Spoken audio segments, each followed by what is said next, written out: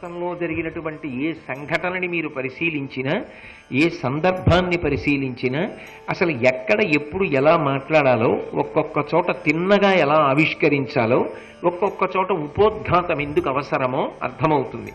అందుకే ఆవిడ తిన్నగా కర్ణుడితో మాట్లాడింది.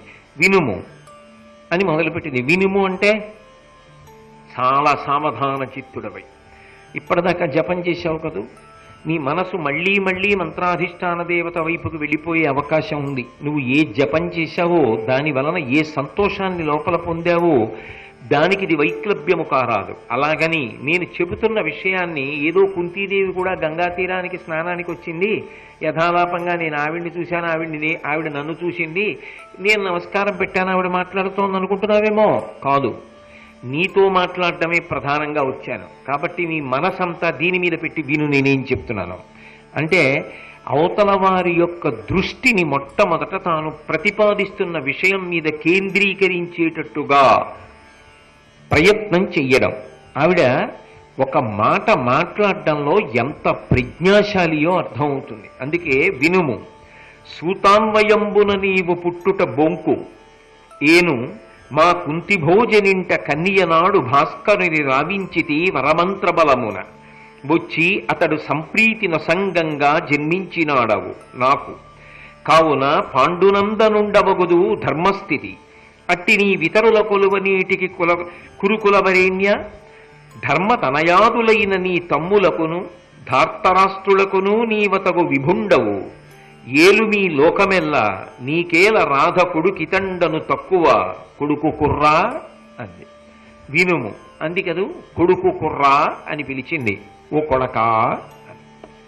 సాధారణంగా లోకంలో మీ అమ్మ లాంటి దాన్నోయ్ అంటుంటారు, కానీ కొడకా అని పిలిచి కుర్రవాడా చిన్నవాడా ఒక విషయం ప్రధానమైంది తెలియని కారణం చేత ఎప్పటికీ చిన్నవాడివే.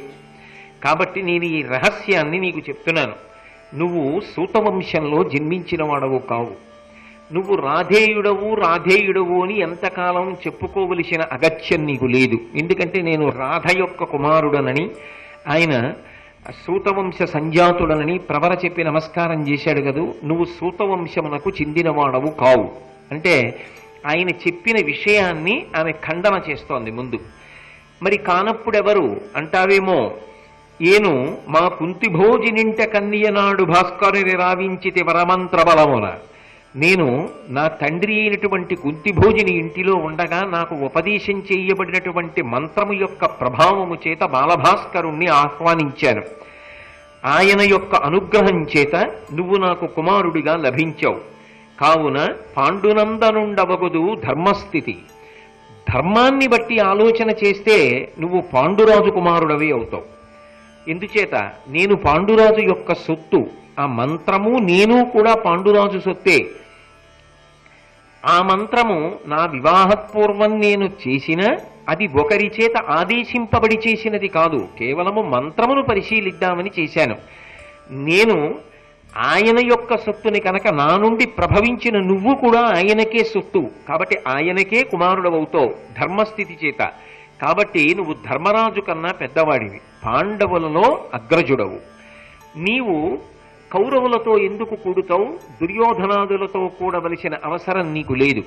కాబట్టి నువ్వు పాండవుల పక్షాన్న చేరిపోయి ఈ యావత్ భూమండలాన్ని కూడా నువ్వు పరిపాలన చెయ్యి అంటే. అన్యథా ఆవిడ ఉద్దేశ్యం ఏమిటంటే, ఒకసారి కర్ణుడు యువల పక్షంలోకి వచ్చేస్తే యుద్ధం జరిగినా దుర్యోధనుడు నెగ్గడు, యుద్ధం జరగకపోయినా ఇక భూమండలాన్ని ఇవ్వనగలిగినటువంటి ధైర్యం ఉండదు.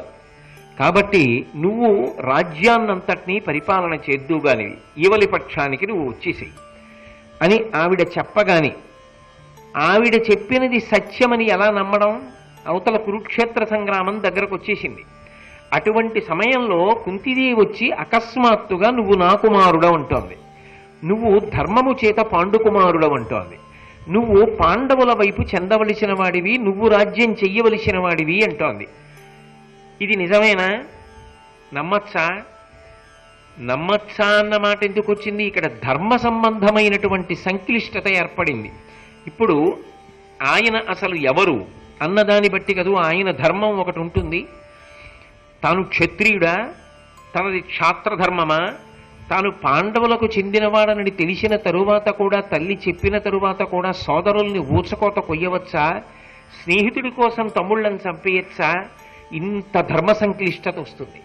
ఇప్పుడు ఆవిడ కర్ణుని జన్మరహస్యాన్ని చెప్పి వదిలిపెట్టింది. కానీ అయోమయం అంతా ఎవరిది? కర్ణుడిది. ఏం చెయ్యాలనేటటువంటిది ఇప్పుడు కర్ణుడికి పెద్ద ప్రశ్న. అసలు ఈవిడ చెప్పినది సత్యమైతే కదా ఇదంతా అన్వయం. ఈవిడ చెప్పినది సత్యమే అని తెలియాలంటే ఎవరు చెప్పాలి? తన తండ్రి అయినటువంటి సూర్యుడు పలకాలి. ఇప్పుడు ఆయన దేవతాస్వరూపుడు. నిజమే కుంతి చెప్పింది అని అన్నాడనుకోండి, ఖచ్చితంగా ఆయన పాండవులకే చెందినవాడు, కుంతీదేవి యొక్క కుమారుడు, క్షత్రియుడు. కాబట్టి ఆయన ఇప్పుడు తన యొక్క ధర్మాన్ని నిర్ణయించుకోవలసి ఉంటుంది. అందుకే ఈ ధర్మ సంక్లిష్ట స్థితిని గమనించాడు. ఇప్పటి వరకు మాట్లాడనటువంటి సూర్యుడు అప్పుడు పైనుంచి మళ్ళీ కర్ణుడితో మాట్లాడాడు. కవచకుండల సంరక్షణ సమయంలో కూడా నీవు నా కుమారుడవని ప్రకటన చేయలేదు సూర్య భగవానుడు. ఇప్పుడు ప్రకటన చేస్తున్నాడు. అని పలికిన అవసరమున ఇనబింబములోన నుండి ఇది నిజము, ఈ భంగిన నెగడవన్న మీలగునను వాక్యము వెడలే కర్ణుడాకర్ణింపన్. ఈ కుంతీదేవి ఏ మాటలు పలికిందో ఆ మాటలు పరమ సత్యములు. వీటిని నీవు విశ్వసించి వీటి ఆధారంగా ఆమె చెప్పిన రీతిలో నువ్వు ప్రవర్తించడం నీకు క్షేమదాయకం, అభ్యుదయకారకం. కాబట్టి నువ్వు అలా ప్రవర్తించవలసింది అని ఆకాశంలో సూర్యమండలం నుంచి వాక్కు వినపడింది. కర్ణుడు విచలితుడు కాలేదు, ఆశ్చర్యపోలేదు, సంబరపడలేదు, దిగజారిపోలేదు. అలాగే ఒక్క క్షణం ఆలోచన చేశాడు. ఆలోచన చేసి ఆయన తన సమాధానాన్ని చెప్పడం ప్రారంభం చేశాడు. ఎందుచేత అంటే ఒక గంభీరమైనటువంటి సన్నివేశంలో తొట్టు పడకుండా జవాబు చెప్పగలిగినటువంటి ప్రజ్ఞ ఉందే, అది చాలా చాలా గొప్ప విశేషం. అదేమంత తేలిక విషయం కాదు. ఇప్పుడు తాను కుంతీపుత్రుడు కనుక తాను క్షత్రియుడు, అది కదూ ఆవిడ ఉద్దేశ్యం. ఆయన మొట్టమొదట ఒక మాట చెప్పాడు. అమ్మా, నేను నీ కుమారుడను అని మీరు చెప్తున్నారు, సూర్యభగవానుడు కూడా చెప్పాడు, సంతోషం. కానీ నువ్వు నాకు క్షత్రియ సంబంధమైన సంస్కారములు చెయ్యలేదుగా. క్షత్రియుడికి ఏ సంస్కారములు జరుగుతాయో అవేవి నాకు చెయ్యలేదుగా అమ్మా. నేను పుట్టినప్పుడే నన్ను మందసంలో పెట్టి విడిచిపెట్టేశానన్నారుగా. నేను క్షత్రియ సంబంధమైన సంస్కారములను పొందనప్పుడు క్షత్రియుడిని ఎలా అవుతాను?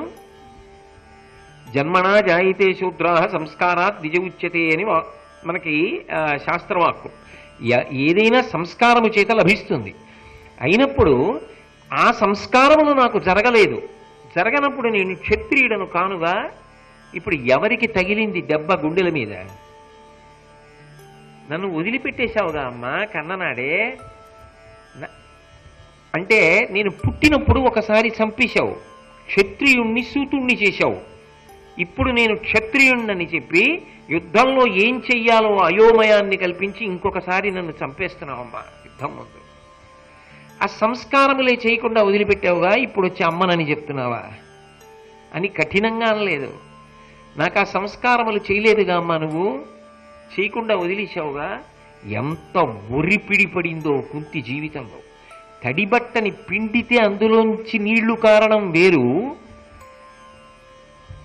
ఒక పండు బాగా పండిపోయి అందులోంచి రసం కారడం వేరు. దీంట్లో ఉరిపిడి ఉంది, ఘర్షణ ఉంది, క్లేశం ఉంది, నలుగుడు ఉంది, అందులో సహజత్వం ఉంది. ఆవిడది మామూలు స్థితి కాదు. కొడుకు దగ్గరికి వెళ్ళి నేను నీ తల్లిని అని ఇన్నాళ్లకి బయట పెట్టింది. బయట పెడితే ఆయన అన్న మొదటి మాట ఇది అని తరువాత అన్నాడు, అమ్మా ఇప్పుడు నేను నీ కుమారుడని అంటున్నావు కదా, ఇంతకాలం ఇది రహస్యము కదా, ఇది చెప్పలేదు కదా నాకు ఇంతకాలం.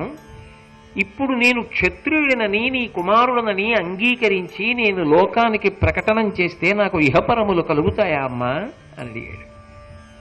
ఎంత పెద్ద ప్రశ్న అండి అది. ఇహము అంటే ఇక్కడ ఎలా కలుగుతుంది? ఇంతకాలం నన్ను నమ్ముకున్నటువంటి దుర్యోధనుణ్ణి వదిలిపెట్టి అకస్మాత్తుగా యువతల పక్షంలో నిలబడి అవతల పక్షం వాళ్ళని చంపినా, అసలు నేను ఇటు వస్తూనే చాలామంది చచ్చిపోతారు కదమ్మా. మనవాడు నమ్ముకున్నవాడు అటు వెళ్ళి నిలబడ్డాడు ఇవాళ. ఎందుకంటే వాళ్ళ అమ్మ చెప్పిందిట, నువ్వు ఇటు కాదురా, నువ్వు నా కొడుకు అందిట. అటు వెళ్ళిపోయాడు. ఇన్నాళ్ళు నేను చెయ్యని ధర్మాలన్నీ ఇప్పుడు చెయ్యిన క్షత్రియుడిగా. ఇన్నాళ్ళు నాకు తల్లి అని పాలిచ్చి పెంచింది రాధ. అమ్మ నువ్వు నాకు అమ్మవి కాదమ్మా అని చెప్పనా? రాధ దగ్గరికి వెళ్ళి కుంతి మా అమ్మ అని చెప్పనా? నేను కౌంతేయుడను అని ప్రకటించుకోనా? ఇహమా పరమా, ఎందుకమ్మా ఈ రహస్యం చెప్పావు? ఈ రహస్యం ఇప్పుడు నాకు తెలిసి ప్రయోజనం ఏముందమ్మా? దీని వలన ఒరిగే ప్రయోజనం ఏమిటి? ఇన్నాళ్ళు నాకు తల్లి అని పాలిచ్చి పెంచింది రాధ. అమ్మ నువ్వు నాకు అమ్మవి కాదమ్మా అని చెప్పనా? రాధ దగ్గరికి వెళ్ళి కుంతి మా అమ్మ అని చెప్పనా? నేను కౌంతేయుడను అని ప్రకటించుకోనా? ఇహమా పరమా, ఎందుకమ్మా ఈ రహస్యం చెప్పావు? ఈ రహస్యం ఇప్పుడు నాకు తెలిసి ప్రయోజనం ఏముందమ్మా? దీని వలన ఒరిగే ప్రయోజనం ఏమిటి? 3. ఇప్పుడు నువ్వు నాకొక్కడికే కదమ్మా చెప్పావు నేను నీ కొడుకునని. నేను పాండవ పక్షానికి వచ్చేస్తే నువ్వు చెప్పినట్టు నిజంగా యుద్ధం వస్తే అర్జునుడు ప్రయోగించేటటువంటి అస్త్రముల ధాటికి కర్ణుడు తట్టుకోలేక యుద్ధం ప్రారంభమయ్యే ముందు అర్జునుడికి భయపడి అర్జునుడి పక్షాన్ని చేరిపోయారని ముందు మాట వస్తుంది. ఆ తర్వాత నేను కదమ్మా చెప్పుకోవాలి, నేను కాదు కుంతీదేవి కొడుకుని అందుకు వెళ్ళిపోయానని చెప్పాలి కదా. ఇన్నాళ్ళు ఊరుకున్న నువ్వు కానీ ఆయన కానీ మళ్ళీ మళ్ళీ చెప్తారా ఈ మాట? ఎందుకమ్మా ఇంకా ఎందుకు చెప్పినట్లు నాకు ఈ మాట నువ్వు? దీని వలన వచ్చేటటువంటి ప్రయోజనం ఏమిటి? పైగా నేను ఒకనాడు కుమారాస్త్ర విద్యా ప్రదర్శనం జరుగుతున్నటువంటి రోజులలో అర్జునుడికి సమబుజ్జిగా నిలబడి అస్త్రప్రయోగం చేస్తున్నప్పుడు నా యొక్క పుట్టుక ప్రశ్నింపబడినప్పుడు నువ్వు మాట్లాడలేదు, తండ్రి మాట్లాడలేదు. అంటే ఆయన మనోగతాన్ని నేను విషదం చేస్తున్నాను. ఇవన్నీ అన్నాడని కాదు దాని ఉద్దేశ్యం. ఆ సమయంలో నేను తల ఉంచుకుంటే దుర్యోధనుడు నన్ను స్నేహధర్మంతో చేయి పట్టి తీసుకెళ్లి అంగరాజ్య పట్టాభిషేకం చేసి నన్ను రాచపదవి యందు కూర్చోపెట్టి నాకు మర్యాదనిచ్చి గౌరవాన్నిచ్చి జీవితాన్నిచ్చి తన పక్కన కూర్చోపెట్టుకుని ఇంతకాలం తన పక్కన ఉంచుకుని నన్ను నమ్ముకుని యుద్ధానికి ఎడుతున్నాడు. స్నేహధర్మాన్ని పక్కన పెట్టేసి ఇవాళ నాకు ఈ విషయం తెలిసిందని దుర్యోధనుడికి నేను ఎలా నమ్మక ద్రోహం చేయగలనమ్మా? యువతల పక్షాన్ని ఇంతకాలం ఉన్న వాళ్ళని నమ్ముకున్న వాళ్ళని వదిలిపెట్టేసి ఇవాళ పాండవుల పక్షాన్న చేరి యుద్ధాన్ని ఎలా చేయగలను? అయితే నువ్వెందుకు వచ్చావో నాకు అర్థమైంది. నేను యువతల పక్షంలో ఉంటే ధర్మరాజు, భీముడు, అర్జునుడు, నకులుడు, సహదేవుడు 5 బ్రతకరని నీ ఉద్దేశ్యం. అందుకొచ్చావు. పాండవుల యొక్క క్షేమం కోసం ఇవాళ చెప్పావు ఈ రహస్యం. బట్ట మరీ మరీ మరీ మరీ పిండారనుకోండి పిట్లుతుంది కాదు. బలం ఉంది కదా అని బట్ట పిండేస్తే పిట్లిపోతుంది బట్ట. ఆవిడ చెప్పింది ఒక్కటే విషయం. కానీ కర్ణుడు మాట్లాడుతున్న మాటలకి ఆవిడ పడుతున్న పరిక్లేశం ఎలా ఉంటుంది? అందులో ఆవిడ దోషం ఏమైనా ఉందా పాపం? కానీ కన్యాగర్భము ఎంత ప్రమాదకరమో 1కి 4 మార్లు చెప్తుంది భారతం. అది ఈ జాతి సంస్కృతికి పునాది. అందుకే ఈ మాటలనే ఆయన అన్నాడు, పాండవ క్షేమం కోసం కదా అమ్మా నా దగ్గరికి వచ్చావు. నిజము, ఆయన శక్తివంతుడు కాదు పక్కన పెట్టండి.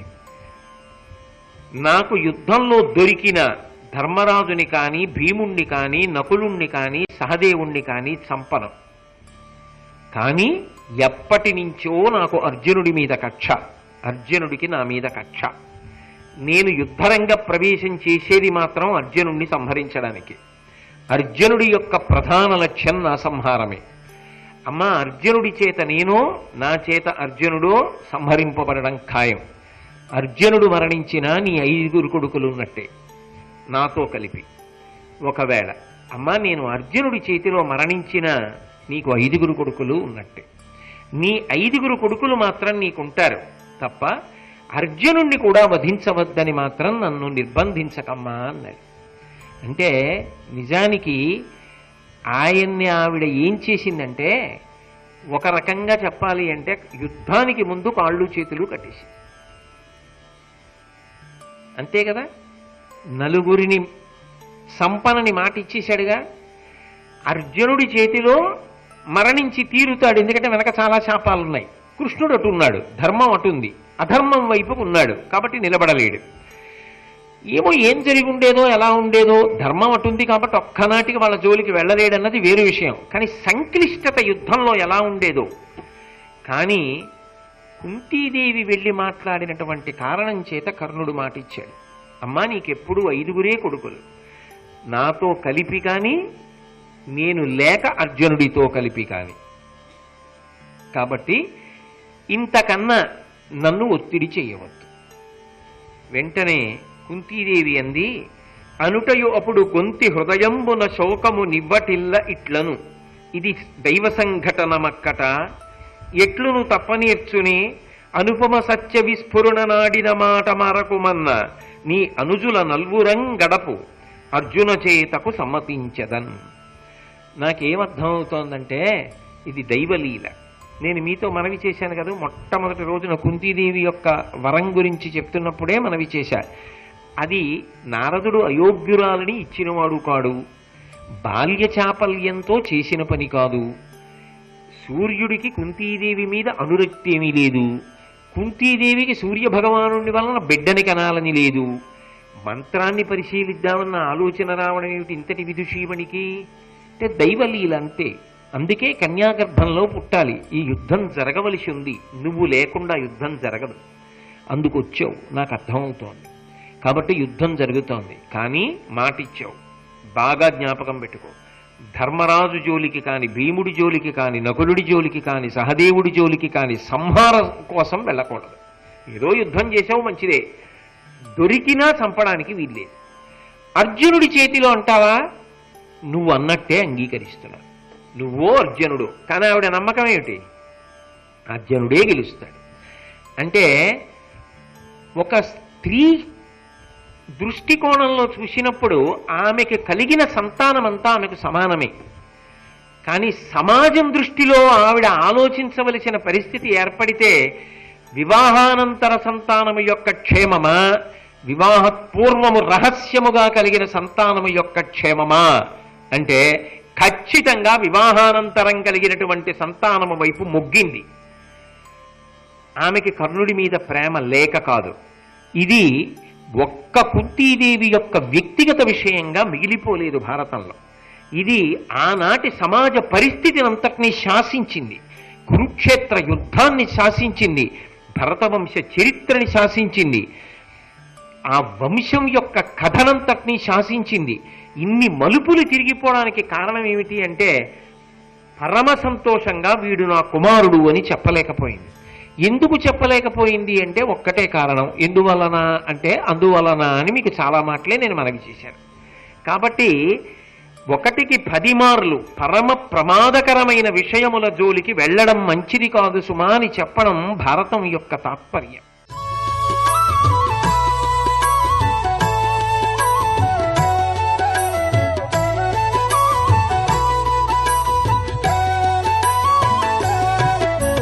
సర్వం శ్రీ ఉమామహేశ్వర పరబ్రహ్మార్పణమస్తు.